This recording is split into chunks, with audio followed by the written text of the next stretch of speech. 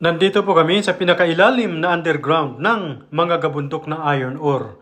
At ang makikita mo po rito na umiikot mga kaibigan, ito po yung tinatawag na apron feeder. At siya pong sumasalo sa mga iron ore na bumabagsak po galing sa taas. At dahil sa pinalitan po namin ng bago ang mga lumang bolts dito mga kaibigan, makikita mo na talagang napakalaki po talaga ng machine pong ito. At dahil ito po mga kaibigan, ang apron feeder ay yari sa pinakamatibay na bakal, kahit na 24/7 po ang pagtakbo po nito ay hindi basta-basta natutunaw.